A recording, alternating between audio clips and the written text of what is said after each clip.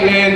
আসার পর বলেন খাদিজা, মক্কার কাফেররা আমাকে বাবা হারা সন্তান বলে গালি দেয়, সন্তান হারা বাবা বলে গালি দেয়, আমাকে বুতিরা মোহাম্মদ বলে গালি দেয়, আমাকে আবতার লেস কাটা বলে গালি দেয়।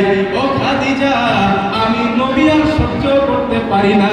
আল্লাহ নবীর চক্ষু দিয়ে পানি পড়ে, নবীর এই কান্নাটা আল্লাহ সহ্য করতে পারলেন না। আল্লাহ বলেন, জিবরিল আমার নবীর কাছে পুরস্কার নিয়ে যাও। সুবহানাল্লাহ বলেন। জিবরিল নবীর কাছে হাদিয়া নিয়ে যাও।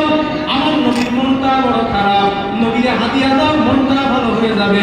আল্লাহ হাদিয়া পাঠাইলেন। এখন আল্লাহর হাদিয়া তো দায়িত্ব হবে না। আপনারা যদি আমাদের হাদিয়া দেন মুসলিম হিসাবে, হয়তো অল্প কিছু হাদিয়া দিবেন না, বলছি না দিতে হবে, জাস্ট এক্সাম্পল, অল্প কিছু।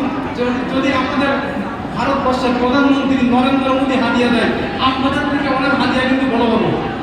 ব্যক্তি যত বড়, হাদিয়া তত বড়। তো আল্লাহ রাসূলকে হাদিয়া দেবে, কি হইতে পারে হাদিয়াটা?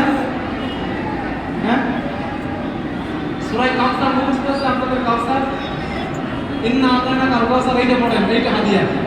আল্লাহ তাআলা নাযিল করলেন ওই সময়, ইন্না আতাইনাকাল কাউসার ফাসাল্লি লিরাব্বিকা ওয়ানহার ইন্না শানিআকা হুয়াল আবতার।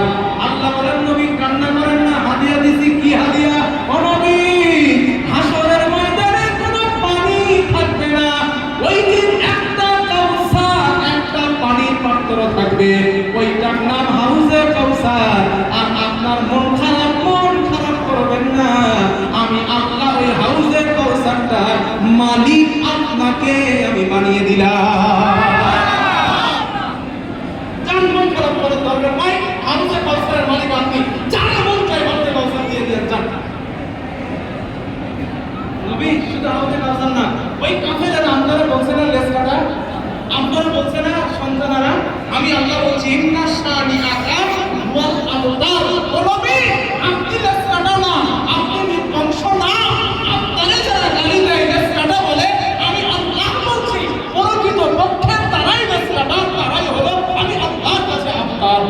সুবহানাল্লাহ বলেন। আর উপরে বলেন। হাদিস নাম্বার 10, নির্যাতনের এই হাদিসটা শেষ। আচ্ছা ভাই, আমি যদি এখন আলোচনা করি আপনারা কি থাকবেন? ইনশাআল্লাহ।